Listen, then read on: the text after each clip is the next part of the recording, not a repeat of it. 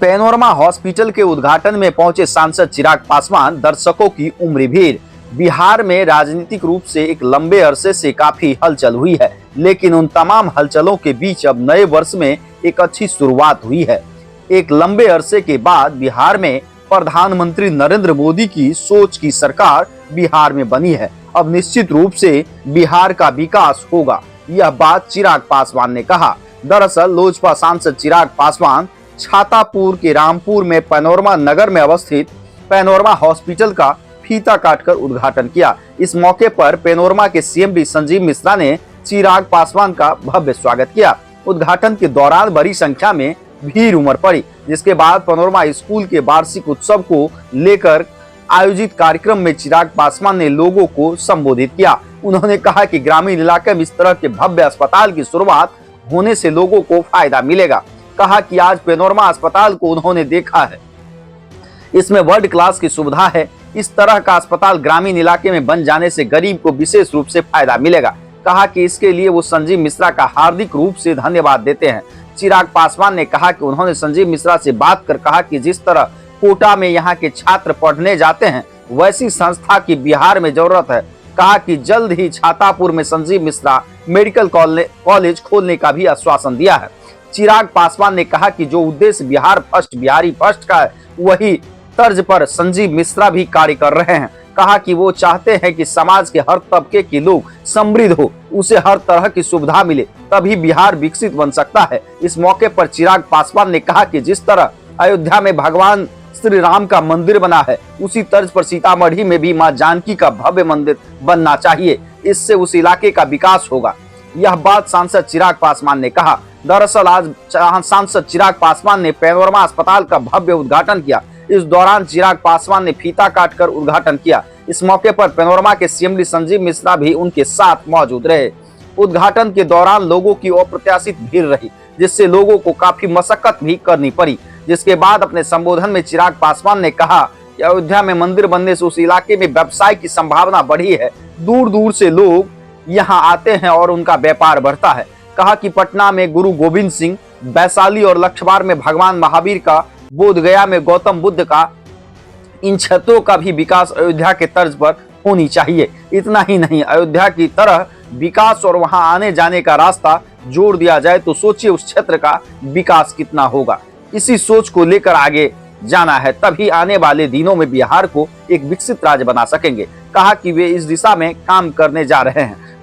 कार्यक्रम में हजारों लोगों की भीड़ उमड़ पड़ी, जिससे कार्यक्रम को प्रशासन को काफी मशक्कत करना पड़ा। कार्यक्रम में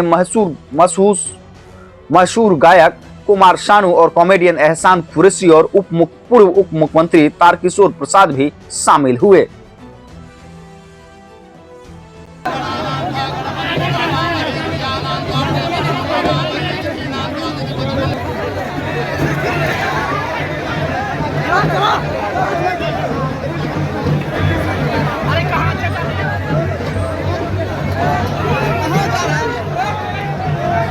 कि जिस तरीके से अयोध्या में भव्य राम मंदिर का निर्माण हुआ है, उसी तरीके से सीतामढ़ी में मेरी माता सीता का भी उतना ही भव्य मंदिर का निर्माण होना चाहिए। यह आस्था का विषय है, पर आस्था के साथ साथ उस क्षेत्र के विकास का भी विषय है। आज जाकर देख लीजिए, अयोध्या में छोटे बड़े वहां पर अनगिनत होटल खुलने लगे। वहां पर अनगिनत छोटे मोटे व्यवसायियों को वहां पर अपना व्यवसाय बढ़ाने का अवसर मिलने लगा। वहां पर कई दुकानें खुली, उस क्षेत्र की आमदनी धीरे धीरे बढ़ने लगी। सोचिए अगर इसी तरीके से हम लोग अपने क्षेत्र में अलग अलग जगहों पे इस तरीके का अगर हम लोग निर्माण कर सके, सीतामढ़ी में माता सीता का हो, पटना साहिब में गुरु गोविंद सिंह जी का हो, वैशाली और लक्ष्मण में भगवान महावीर का हो, बोधगया में गौतम बुद्ध का हो। सोचिए अगर इन क्षेत्रों का विकास अयोध्या की तर्ज पर हो, उतना ही भव्य निर्माण हो, आने जाने का रास्ता जोड़ दिया जाए, तो सोचिए उस क्षेत्र का कितना विकास हो। इस सोच को हम लोगों को आगे बढ़ाकर लेकर जाने की जरूरत है, तभी हम लोग सही मायनों में आने वाले दिनों में बिहार को एक विकसित राज्य बना सके।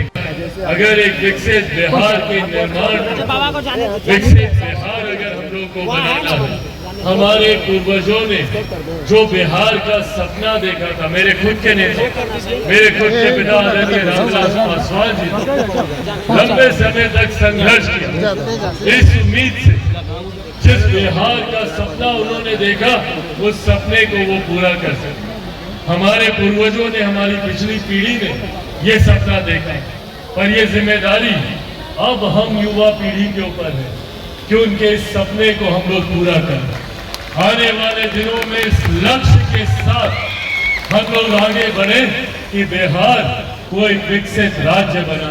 चिराग पासवान जिंदाबाद, प्रधानमंत्री जी ने चिराग पासवान 2047 में देश को विकसित देश बनाने का लक्ष्य रखा है, पर वो लक्ष्य तभी पूरा होगा जब हमारे देश का हर एक राज्य विकसित राज्य बनेगा। इसी दृष्टि में बिहार का भी आने वाले दशक विकास के मापदंड में तीव्र गति से आगे बढ़ने का लक्ष्य होना चाहिए। उसी दिशा जो खुद आगे बढ़ते हैं और अपने क्षेत्र, अपने गांव को भी अपने साथ हाथ पकड़कर आगे बढ़ाकर लेकर जाने की सोच रखते हैं, उस सोच के साथ संजीव जी काम करते हैं। आज इन्होंने अपने गांव में, अपने क्षेत्र में हर वो सुविधा देने का इन्होंने प्रयास किया जो इन्होंने बिहार के बाकी राज्यों, बाकी जिलों में भी जो इन्होंने दी। आने वाले दिनों में मैं उम्मीद करता हूं कि इसी तरीके से पैनोरमा ग्रुप साफ सुथरी सभी के साथ आगे बढ़ने का ये लोग काम करेंगे।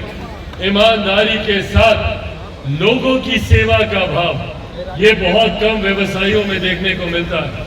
जब वो आगे बढ़ते हैं तो सिर्फ अपने विकास की सोचते हैं, पर ऐसे में समाज सेवा की ये सोच जो लोग रखते हैं वो सही मायनों में अपने क्षेत्र, अपने प्रदेश से ईमानदारी करते हैं। आज भी हमारे बच्चों को कोटा हम जाते हैं, वहां पे हम देखते हैं इतने सारे बिहार के बच्चे वहां पर शिक्षा हासिल करने, तालीम हासिल करने जाते हैं।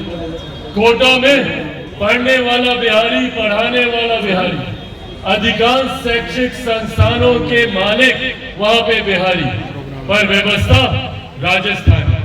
क्यों ये व्यवस्था बिहार में नहीं हो सकती?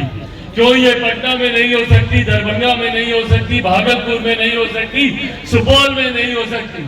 क्यों बिहार के अलग अलग जिलों में हम लोग इस तरीके से एजुकेशनल हब नहीं बना सकते? मेरी संजीव जी से इस विषय में चर्चा हो रही थी और इनसे मैंने आग्रह किया और मेरे आग्रह से पहले ही इन्होंने ये रोड मैप तैयार किया हुआ। इनसे मैंने कहा कि भैया जब शिक्षा के क्षेत्र में आप 12वीं तक का स्कूल आप चला ही रहे तो अब इसको आगे बढ़ाने की भी सोच हम लोग को लानी चाहिए।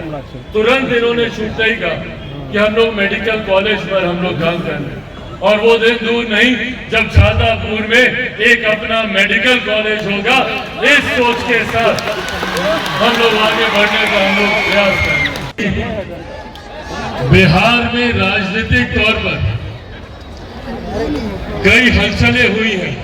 अरे भैया एक कैमरा नीचे हल्का। और इन तमाम हलचलों के बीच कम से कम एक ये बात अच्छी आई कि एक लंबे समय से हम लोगों को जिस बात का इंतजार था उस इंतजार को इस साल की शुरुआत में पूरा किया।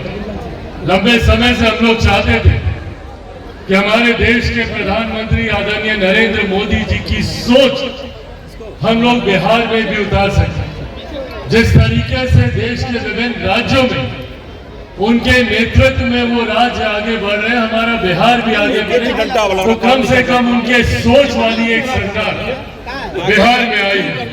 आज मैं जिस कार्यक्रम में आया हूँ ये राजनीतिक मंच नहीं है, राजनीति की ज्यादा बातें नहीं करूंगा, पर हाँ आज जिस उद्देश्य से यहाँ पर आया वो उद्देश्य मेरे दिल के काफी करीब है। मुझे खुशी है कि आज एक ऐसे कार्यक्रम में सम्मिलित होने का मुझे सौभाग्य मिला। एक अस्पताल के उद्घाटन का मुझे मौका मिला।